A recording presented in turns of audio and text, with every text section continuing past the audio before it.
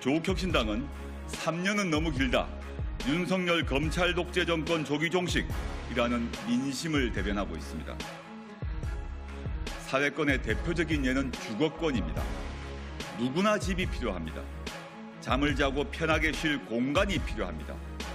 정부는 집이 필요한 국민에게 질 좋은 공공주택을 제공하고 큰 부담 없이 원하는 만큼 살 수 있게 해야 합니다.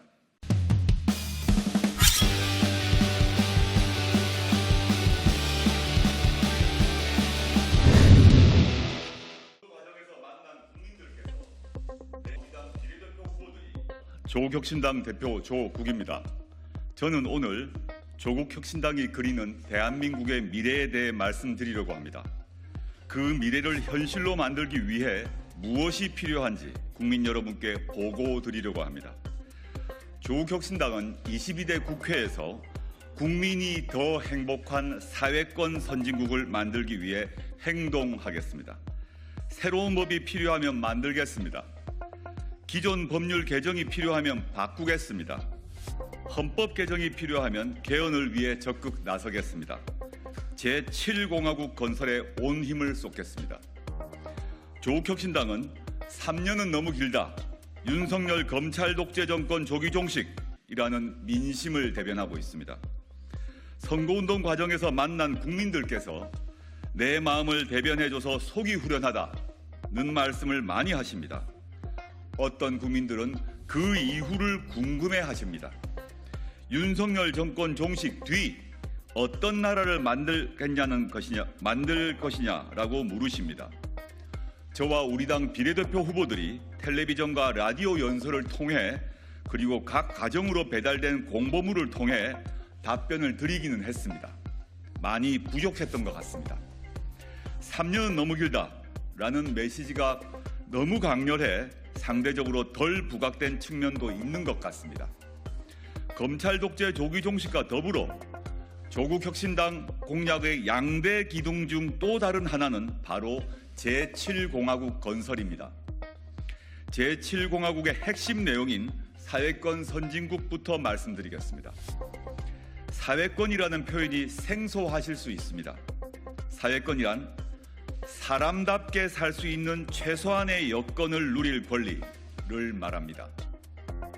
그동안 복지는 정부 혹은 지방자치단체가 도움이 필요한 국민에게 시혜적으로 베푸는 정책이라는 인식이 강했습니다. 이제는 바꿔야 합니다. 정부가 베푸는 것이 아니라 국민의 권리로 요구할 수 있어야 합니다. 국가는 국민이 사람답게 살 수 있는 여건을 만들어줘야 할 의무가 있다. 국민은 권리로서 요구할 수 있어야 한다는 것입니다. 사회권의 대표적인 예는 주거권입니다. 누구나 집이 필요합니다. 잠을 자고 편하게 쉴 공간이 필요합니다. 정부는 집이 필요한 국민에게 질 좋은 공공주택을 제공하고 큰 부담 없이 원하는 만큼 살 수 있게 해야 합니다. 국민은 국가에 주거권을 요구할 수 있어야 합니다. 보육과 교육은 아이들 그리고 돌보는 사람의 당연한 권리입니다. 현재도 정부와 지방자치단체가 보육과 교육에 일정한 지원을 합니다. 지원만으로는 부족합니다. 우리 국민은 누구나 사람답게 보육받을 권리, 교육받을 권리가 있습니다. 이것이 사회권입니다. 아프면 쉬어야 합니다. 아프면 돈 걱정 없이 병원에 가야 합니다. 이것이 건강권입니다. 주거권, 보육권, 교육권, 건강권이 보장되는 나라, 조국혁신당이 그리는 사회권 선진국의 모습입니다.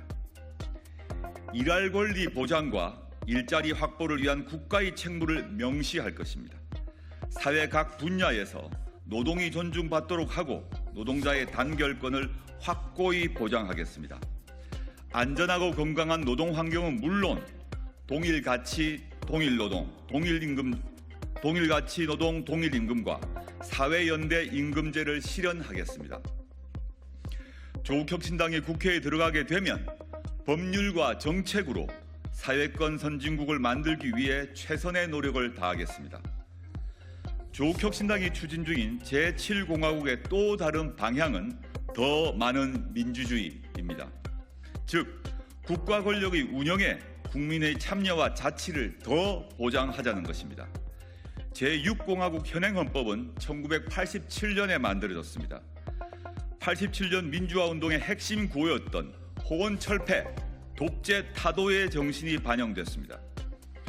수십 년 이어져온 군부 독재 정권을 종식하고 직선제로 국민의 대표인 대통령을 선출하자는 내용이었습니다. 지금은 공기처럼 당연하게 여기지만 현행 대통령 직선제에는 수많은 국민들의 피와 땀이 배어 있습니다. 조국혁신당은 현재의 국가 권력 구조가 37년 전과 대폭 달라진 우리 국가 공동체에 맞는가, 효율적으로 작동하고 있는가 의문을 가지고 있습니다. 민주주의는 민이 주인이어야 합니다.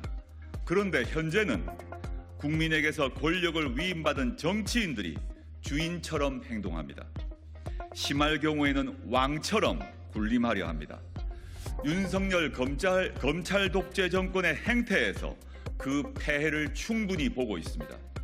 검찰, 국가정보원, 감사원, 경찰, 기획재정부 등 국가의 권력기구는 선출된 권력이 아니라 국민을 위해 일하도록 만들어야 합니다. 선출되지 않는 권력을 국민의 통제 아래 두겠습니다. 국회의원은 한번 선출되고 나면 권력을 위임한 유권자가 견제할 수 있는 방법이 없습니다. 4년 뒤 다음 선거를 기다려야 합니다. 지방자치단체장의 경우 소환할 수 있는 제도가 있는 것과 비교하면 그 차이를 뚜렷하게 알 수 있습니다. 선출된 권력이라도 국민의 뜻에 반하면 진퇴를 물을 수 있는 제도적 장치가 마련되어야 합니다. 국민이 직접 정책과 법안을 제안하는 통로를 넓혀야 합니다. 지금도 부분적으로 열려 있긴 합니다. 국민이 제안하고 일정 숫자 이상이 동의를 하면 해당 국회 상임위원회는 이를 안건으로 다뤄야 하는 제도가 있긴 합니다. 이것만으론 부족합니다. 이제 국민은 자신의 대표자들에게 권한을 위임하는 데 만족하지 않습니다. 집단 지성의 힘은 전문가는 물론 자신의 대표자들 수준을 뛰어넘는 경우가 많습니다.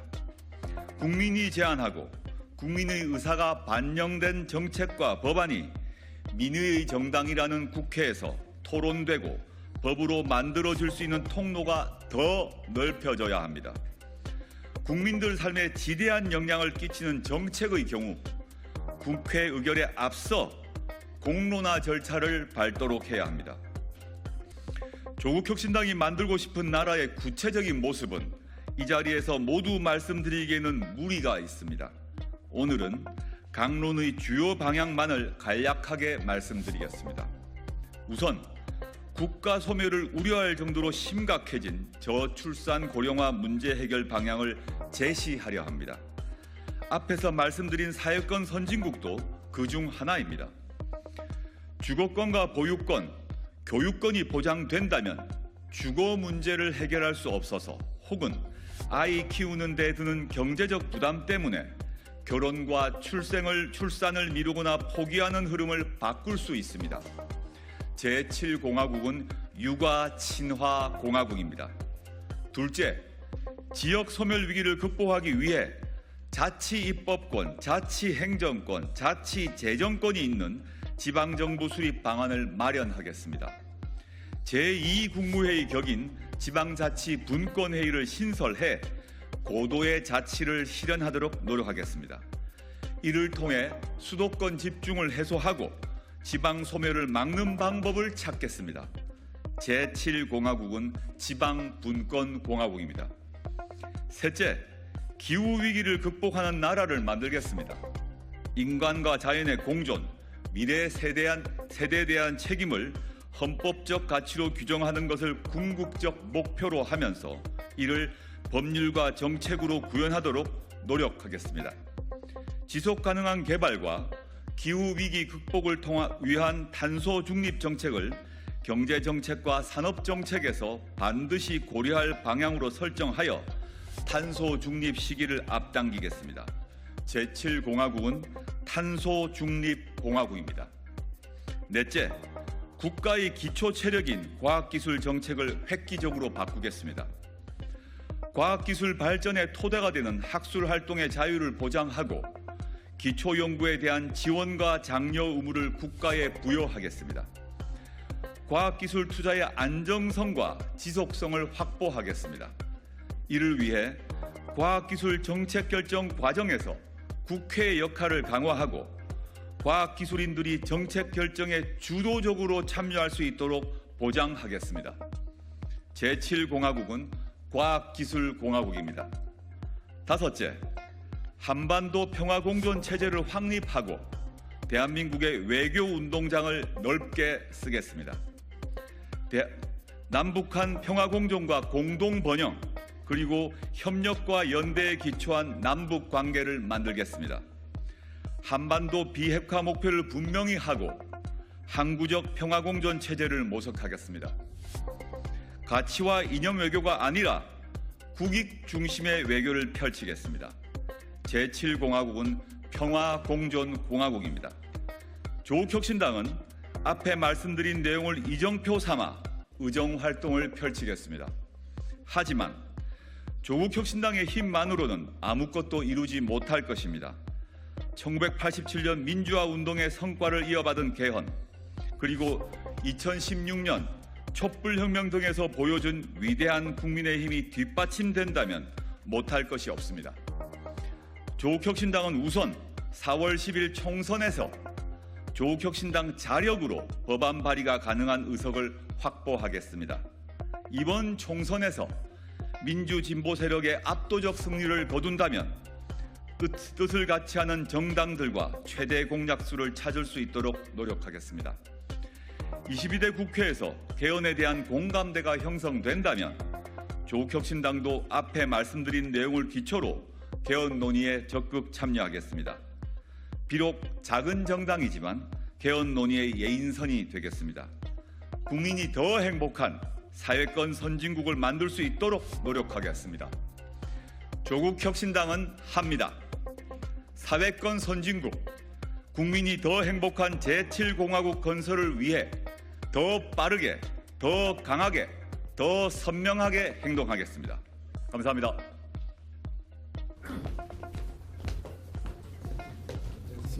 네. 저는 거기서 세밀한 얘기는 하지 않았습니다. 이게 일종의 기자회견문이고 일종의 큰 비전과 가치를 제시하는 거라서 하나하나의 세세한 안을 얘기한 건 아닌데요.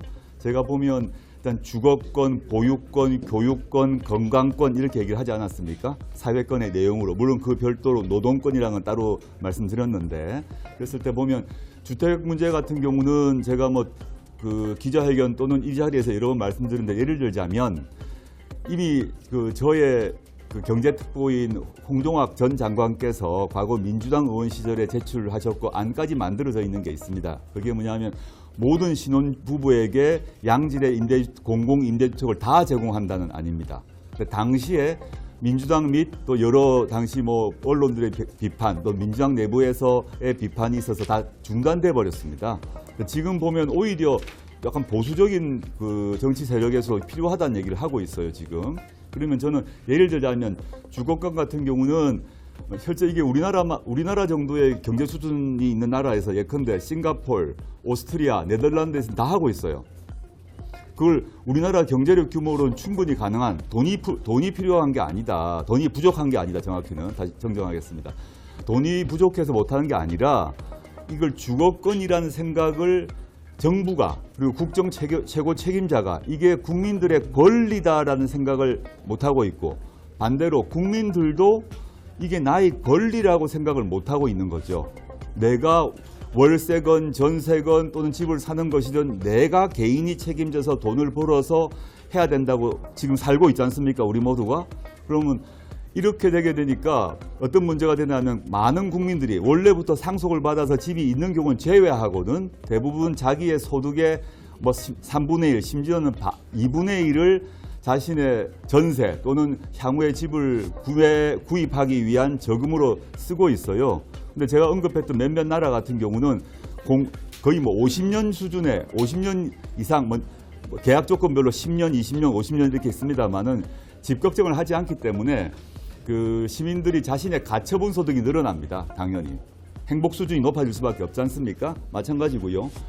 그 보유권 문제는 당연히 주거권과 직결되는데 지금 언급했던 나라의 경우를 보면 공공임대주택을 제공할 뿐만 아니라 공공임대주택의 기본 전제가 그 양질의 공공임대주택 그 단지 안에 당연히 공공이 운영하는 보육시설이 구비되어 있습니다. 그래서 거기 입주하는 신혼부부 또는 이제 법적인 신혼부부만을 의미한 건 아닙니다. 이게 법적으로 결혼을 했느냐 아니냐 다 따져봐야 될 것이고 또 동성간이냐 이성간이냐 문제를 따지지만 넓은 의미에서 그냥 신혼부부라고 하겠습니다. 그런 경우에 있어서 당연히 아기를 놓을 경우 걱정을 하지 않게 되어서 자연스럽게 출산율이 올라갔습니다.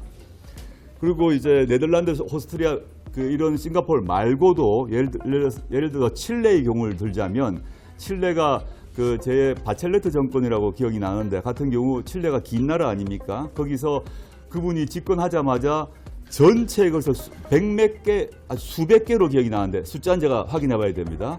보육시설을 국가가 다 이렇게 만들었어요. 그래가지고 칠레의 출산율이 확 올라옵니다. 이런 식의 구체적인 정책은 있다. 그 외에도 뭐 교육권, 양육권 문제는 더 나중에 말씀드리도록 하고 주거권, 양육권, 주거, 양육, 교육 이런 문제가 사실은 하나다라고 봅니다. 현 우리나라 시점에는 왜냐하면 이게 집이 없으니까 연애 결혼 어려워하고 연애 결혼했다고 하더라도 애 놓기 힘들어하고 애 놓는 경우에 있어서도 나중에 키울 걱정이 되어가지고 또 조심하고 이게 다 인생의 삶의 주기에 있어서 고비마다 걸림돌이 되고 있는데 우리가 아는 선진국에 있어서는 그런 문제를 사회권이라는 개념을 통해서 풀어나가고 있다는 거죠. 이미 해왔다. 우리나라 예산에서 예컨대 양평고속도로를 휘게 하는데 돈 쓰지 말고 쓸데없는 SOC 하지 않고 그 돈으로 충분히 지금 제가 말한 사회권을 국민의 권리로 보장할 수 있다고 생각합니다. 상세한 것은 저희가 하나하나 세밀한 얘기는 추후에 말씀드릴 것입니다. 예, 다음 질문 받겠습니다. 내경제 미치입니다.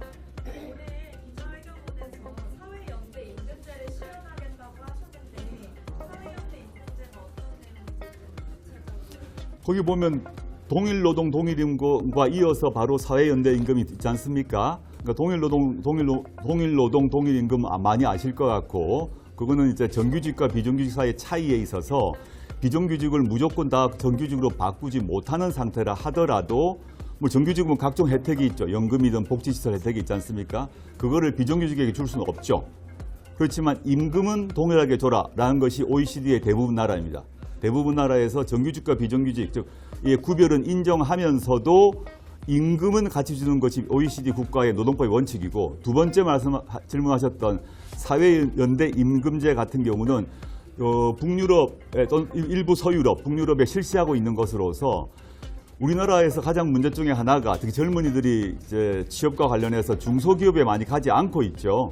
다들 뭐 그것도 알고 계실 것 같고 그러면 정부와 대기업과 중소기업 사이에 있어서 이 임금과 관련한 적절한 협상을 합니다. 큰 사회적 대타협을 해서 대기업의 임금을 일정하게 스스로 자제하고 그 다음에 그 중소기업의 임금을 일정하게 높이는 그리고 대기업의 경우 임금을 낮추게 되면 정부가 그 대기업에게 세제 혜택 등의 혜택을 주는 이런 정부와 대기업과 중소기업과 또 대기업 노조가 크게 타결을 한 경험들이 있습니다. 이것들이 여러 사회복지국가, 선진복지국가에서 뭐 파업이 없어진 여러 가지 계기 중이기도 하고 또 노동에 있어서 이런 중소기업의 인력난도 해결될 수도 있고 여러 가지 문제 해결을 했던 사회적 실험이 이미 외국에 있기 때문에 그거를 저희가 도모하겠다라고 말씀드린 것입니다. 예, 마지막 질문 받겠습니다.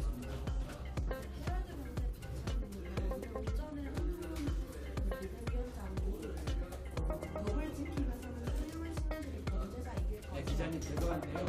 오늘 기자회견에 집중된 걸 우선적으로 받은 뒤에 시간이 되면 그 질문에 답하도록 하겠습니다. 마지막 질문이라고 말씀하셨는데 네, 잠시만요. 그러니까 저는 그 법을 지키지 않은 범죄인 집단 중에 대표적인 사람이 한동훈, 김건희, 윤석열, 김건희, 한동훈이라 생각합니다. 그 정도 하겠습니다.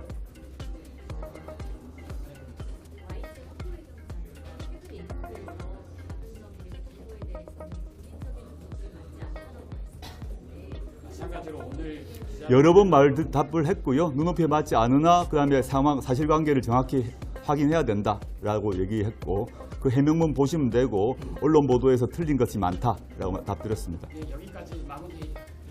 다음 일정이 있어서 죄송합니다. 제가 지금 바로 지방으로 이동을 해야 돼서요. 네네. 감사합니다. 감사합니다.